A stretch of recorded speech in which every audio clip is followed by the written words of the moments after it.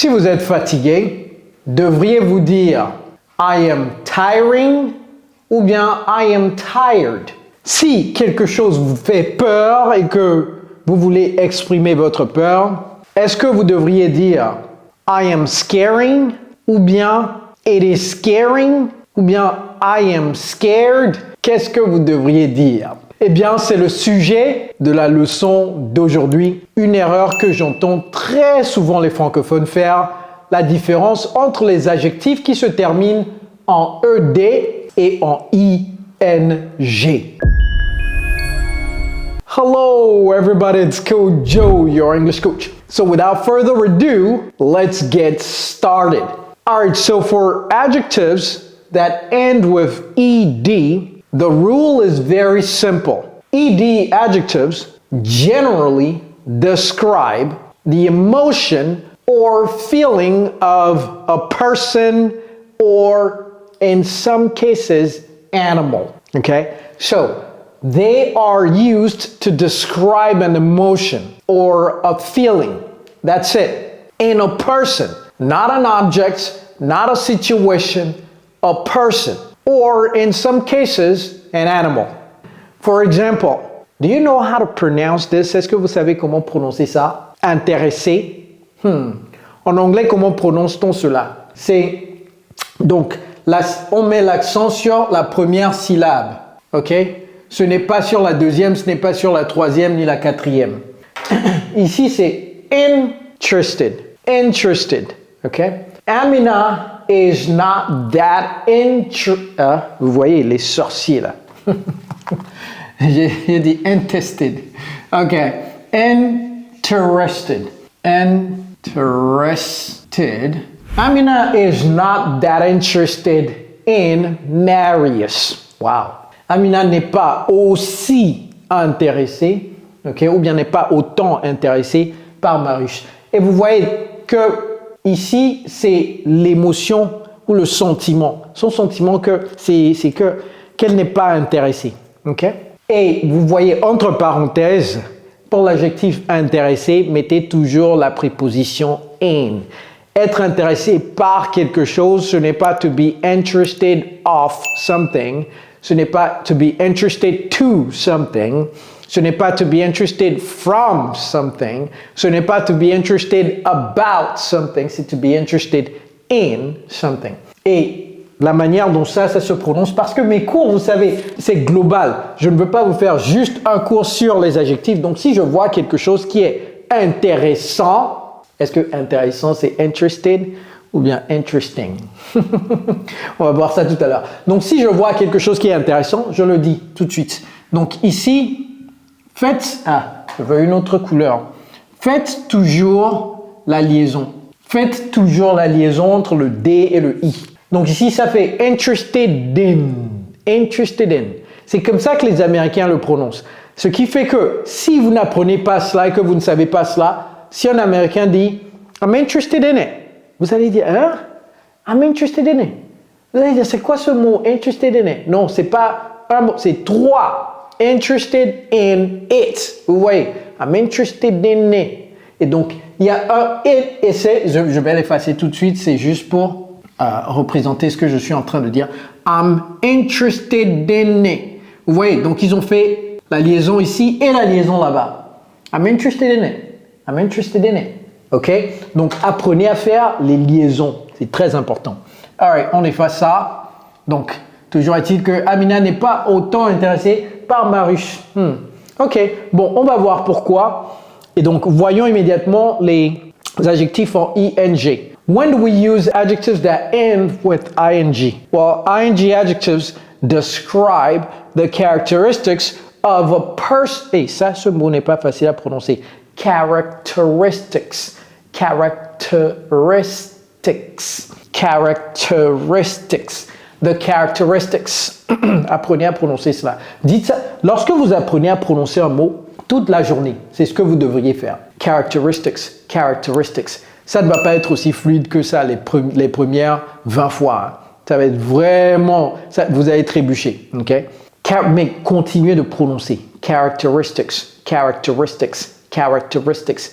Donc, vous pouvez demander à quelqu'un qui sait comment le prononcer, enregistrer ça sur WhatsApp pour vous. Et pourriez-vous m'enregistrer la prononciation de ce mot 3 fois? La personne va dire characteristics, characteristics, characteristics. Maintenant, fort de ça là, écoutez ça, characteristics, characteristics, characteristics, et characteristics, et puis faites ça. Donc, les premières fois, ça va être caractéristique. Donc, comparez ça. Jouez votre audio, jouez son audio.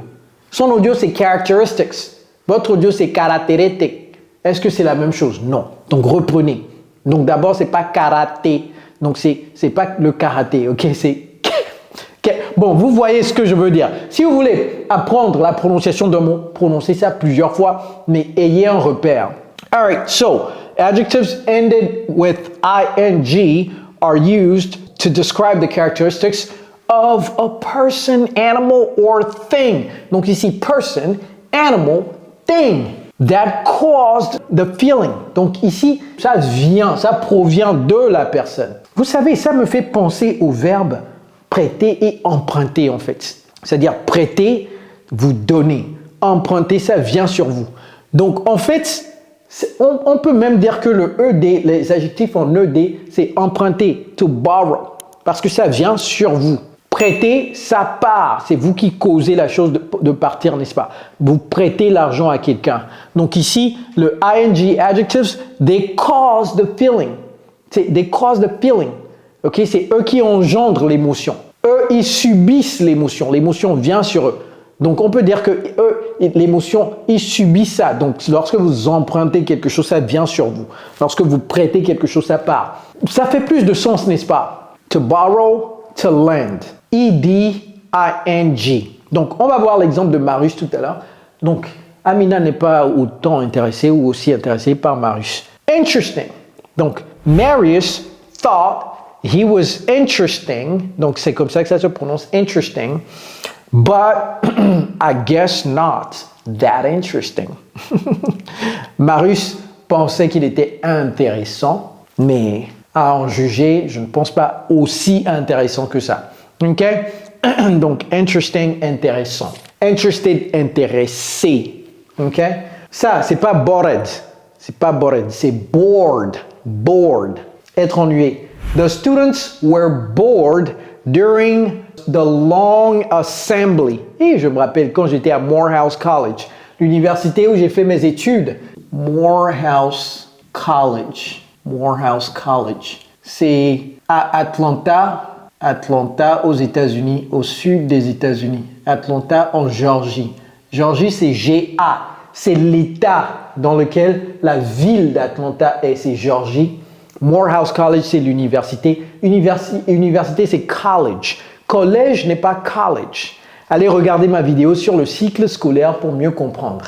Morehouse College, c'est là où Martin Luther King a eu ses diplômes, à Morehouse College. Et j'ai eu la chance d'être financé par Oprah Winfrey, qui m'a donné de l'argent ma 2e année, 3e année, 4e année. Et d'ailleurs, Joe Adams, le manager de Ray Charles. Vous connaissez Ray Charles, n'est-ce pas? Son manager m'a également donné de l'argent. Vraiment, j'étais chanceux. Bref, Morehouse College, chaque jeudi là, on faisait assembly. C'était jeudi ou vendredi, je pense que c'était jeudi. Assembly, aïe, aïe, aïe, 1 heure de temps qu'on restait là, dans l'amphithéâtre, en train de subir the assembly. On ne subissait pas cela, mais ils nous donnaient beaucoup d'informations sur comment on doit se comporter, etc., etc. Mais vraiment, c'était ennuyeux. On va dire ça comme ça. Donc ici, c'était ennuyeux. Donc on était quoi? Ennuyés. Les élèves étaient ennuyés durant, pendant. The students were bored. Donc ça, c'est pas bored, c'est bored. During the long assembly. Donc on va voir ce qui a causé ça. Boring. Should they cancel these assemblies because they can be quite boring. Ok? Donc ici, ennuyeux. On ne dit pas ennuyant, c'est ennuyeux. Donc ici, intéressant. On va dire intéressant, excitant. Ok? Mais on ne dit pas ennuyant, on dit ennuyeux. Ok? Donc, should they cancel? Est-ce qu'ils devraient annuler cela, to cancel. Should they cancel these assemblies, le pluriel de assembly avec Y, c'est I-E-S, because they can be quite boring. Donc, ils produisent cette émotion-là. Ils produisent ce feeling, ok? Ils produisent le feeling d'être ennuyé. All right? Makes sense, right? You understand what I'm talking about now. Okay, so now let's go quickly. Excited. S'il vous plaît, ne dites pas excited. Allez regarder ma vidéo sur les 4 T que les Américains adorent utiliser. Je sais que je vous donne beaucoup de choses. Donc, c'est clair que pour certains, c'est comme un tuyau d'arrosage qui est en train de juste sur votre figure. C'est trop d'informations. Il n'y a pas de problème.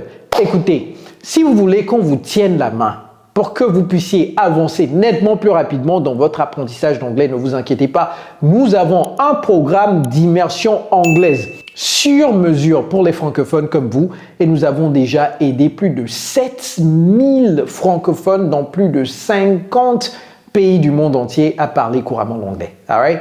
Si vous êtes intéressé, dans la barre de description de cette vidéo, en bas de cette vidéo, vous allez voir un lien. Cliquez sur ce lien, remplissez juste votre nom, votre adresse email et votre WhatsApp et je vais vous contacter pour vous donner plus d'informations sur notre programme d'immersion anglaise. All right? Également, cette vidéo, vous aimez ça, n'est-ce pas? Qu'est-ce que vous attendez pour faire ces 4 choses? Likez la vidéo, envoyez la vidéo dans vos groupes WhatsApp et Telegram, etc. ou même sur LinkedIn parce que c'est une vidéo qui va servir, qui va aider beaucoup de gens. Souscrivez-vous à la chaîne et bien entendu, activez la cloche de notification pour ne plus jamais rater mes vidéos.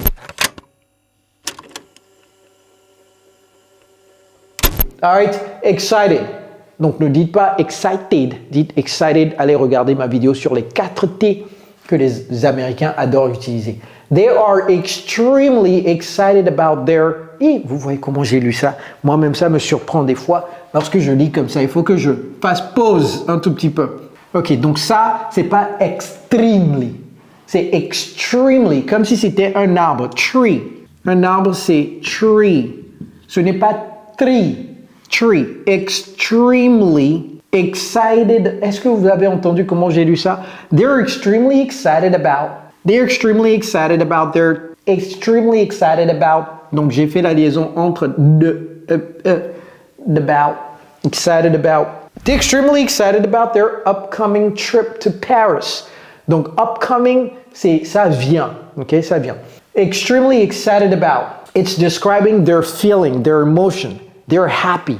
They're excited. Okay, about their trip. Donc, ça arrive, c'est-à-dire qu'ils subissent l'émotion. Vous comprenez? Donc, on ne peut pas dire they're extremely exciting.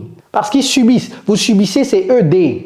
Vous donnez quelque chose qui donne, c'est ING. OK? Donc, on va voir ce qui donne cette émotion. Exciting, the idea. Donc, l'idée. C'est ça qui donne l'émotion. The idea of traveling to... Et vous voyez, c'est pas traveling, c'est traveling. Comme extremely. Traveling. The idea of traveling to Paris.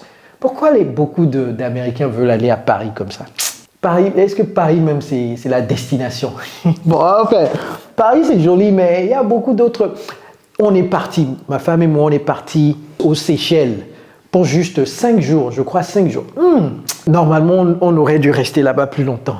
Et les Seychelles, si vous n'êtes pas encore allé aux îles Seychelles, allez voir, c'est comme le paradis sur Terre, quoi. Mais vous allez là-bas et c'est juste comme un paradis sur Terre. Donc oui, beaucoup de gens veulent aller à Paris pour voir la Tour Eiffel, etc. Mais il y a plus de choses à voir dans la vie. Si vous n'êtes jamais allé à Paris au moins une fois. Mais il y a beaucoup d'autres choses à voir. Par exemple, moi, je veux aller à Zanzibar, par exemple. Vous voyez, je veux aller à Zanzibar, faire du safari, etc. Je veux aller à... Où est-ce que je veux aller? Je veux aller à la Corée du Sud. Corée du Sud. Je veux aller en Indonésie. Mais bon, Indonésie, pas seulement à Bali. Bali, c'est bien, mais peut-être je vais aller à Jakarta, je vais aller peut-être plus à l'est où c'est plus sauvage, en fait. Vous voyez, des coins comme ça. Cet été passé, on était parti au Togo. Ensuite, du Togo, on est parti à Bangkok. De Bangkok, on est parti à Krabi, qui est une île en Thaïlande. De Krabi, on est parti à Kuala Lumpur, en Malaisie. De la Malaisie, de Kuala Lumpur, on est parti à Langkawi. Langkawi, qui est une île également, un tout petit peu au nord de la capitale. Et de Langkawi, on est parti à Dubaï. De Dubaï, on est venu au Maroc. Mais il y a plus de choses à voir dans le monde que juste Paris. Enfin, bref. Ça, c'est une parenthèse. The idea of traveling to Paris is very exciting. Ce n'est pas very excited for them. Parce que c'est l'idée qui cause cela. OK? Ça cause le feeling, le sentiment, l'émotion. Make sense? Donc, ça, c'est ça. Ça, c'est ça. OK, on va lire ça très rapidement. C'est quoi? Tired, n'est-ce pas? C'est pas tired. Je sais que ça, c'est red. Mais c'est pas tired. C'est pas non plus tired. C'est quoi? Ça se prononce bizarrement. Les Américains, là, vraiment, on va les taper. Hein. Bon, ça, je vais même mettre TA. Les Américains, là, si vous les voyez, tapez-les pour moi. Parce que ça, c'est pas normal, quoi. Hein? Ils disent tired. Tired. N'oubliez plus jamais cela. Tired. Vous dites à un Américain, I am tired, il va dire, et quand il dit, là, ça va vous déboussoler complètement. Parce que les Américains n'aiment pas aider les gens dans la prononciation. Parce qu'eux-mêmes, ils ne savent pas ce que vous êtes en train de dire. Donc, ils vont dire, tired. After the marathon, the runners were really tired. Donc, on va voir ce qui a causé ce feeling. Tiring. Running a marathon is a really tiring experience. Donc, c'est le fait de faire le marathon, c'est ça qui cause l'émotion. Donc, ça engendre l'émotion. Donc, c'est tiring experience. All right? Vous avez compris, n'est-ce pas? J'ai pas besoin de lister 15, 20, 25. Maintenant, vous savez. Vous savez, c'est mieux d'apprendre à quelqu'un comment pêcher plutôt que de lui donner du poisson. Donc, j'espère que maintenant, avec ça, je vous ai appris à pêcher. On va voir quelques petites exceptions très rapidement. Par exemple, non-emotional descriptions. If it is not an emotion, but it's rather a state, meaning that's just the way the thing is, that nothing caused that feeling, then it does not apply. It does not have an equivalent adjective in ing form, or vice versa.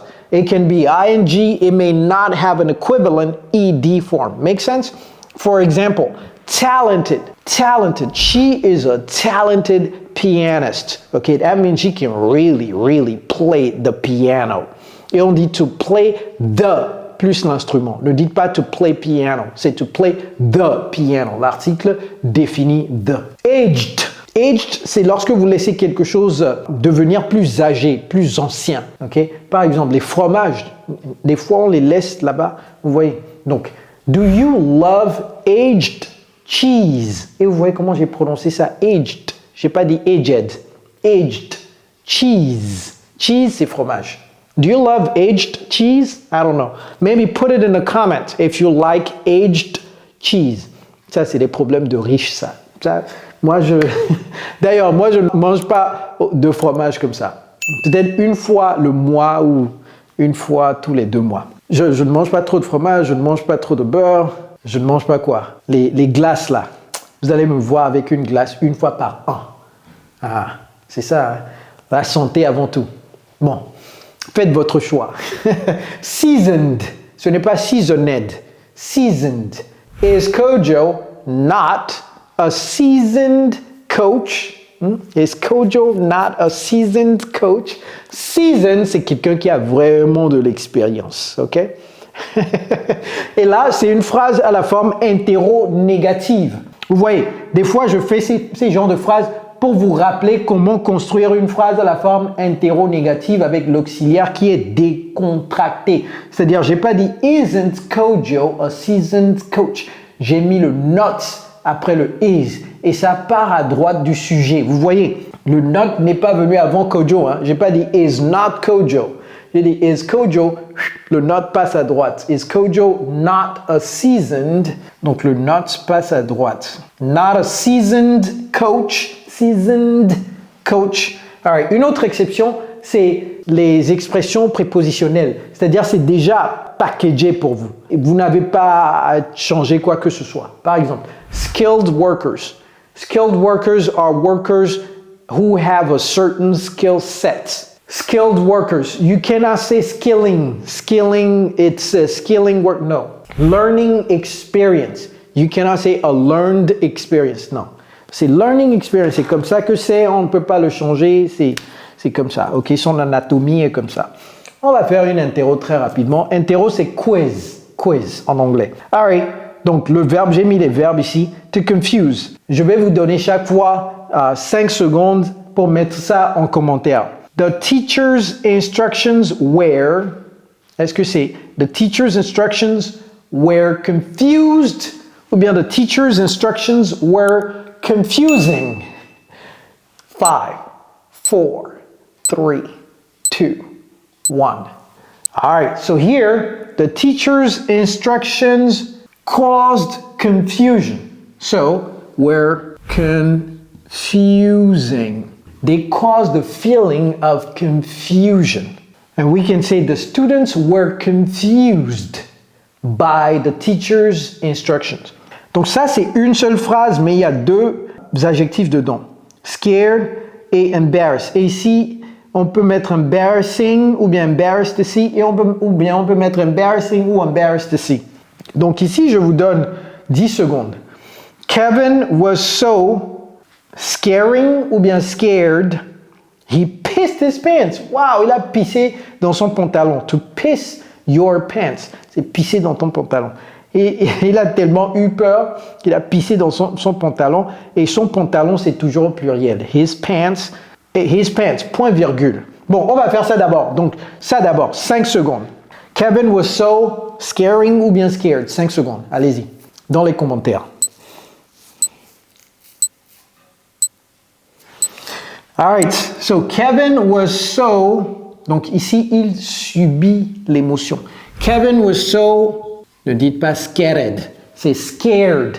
He was so scared, virgule, ou bien that. He pissed his pants. Si j'étais là-bas, j'allais vraiment éclater en rire. OK. It was, et d'abord, ça là.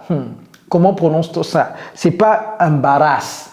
J'entends très souvent les gens dire embarrass. Même ceux qui ont un niveau intermédiaire, embarrass. Non, non, non. Ça, c'est... Bon, la prononciation américaine, c'est embarrass. Embarrass. La prononciation britannique, c'est embarrass. Donc, eux, ils font embarrass. Mais américaine, c'est embarrass. It was so, est-ce que c'est embarrassed ou bien embarrassing? He was, donc c'est toujours la phrase qui continue. Hein? Donc, Kevin was embarrassing ou bien embarrassed. Ah, je vous donne quoi? 7 secondes, allez-y. Dans les commentaires, pourquoi vous me regardez? Ok, c'est fait? C'est 7 secondes, non? 3, 2, 1, on y va. All right, so... It was so embarrassing. Kevin, donc he, was embarrassed. He was embarrassed. C'est 2 R, 2 S, n'est-ce pas? Allez vérifier ça pour moi. Oui, je pense que c'est 2 R, 2 S. He was embarrassed. That's it. C'est pas un cours difficile, n'est-ce pas? L'anglais, c'est pas compliqué. Si vous l'apprenez avec moi. Ok, donc l'anglais, c'est pas compliqué. Ok? Et j'espère que j'ai fait un bon boulot en vous expliquant et surtout en associant cela avec emprunter et prêter. Hein? J'espère que vous avez compris. Si vous avez des questions, je suis toujours en commentaire. Posez les questions rapidement. Lorsque je poste une vidéo là, surtout les premières semaines, je vois les commentaires très rapidement. Donc, dès que vous regardez la vidéo là, si vous avez des questions, n'attendez pas 3 jours, 4 jours, 5 jours. Posez la question immédiatement. Je vais venir en commentaire pour répondre. Alright everybody, likez la vidéo, partagez la vidéo, souscrivez-vous à la chaîne et surtout, activez la cloche de notification pour ne plus jamais rater mes vidéos. Alright? It's Coach Joe, your English coach. Take care guys.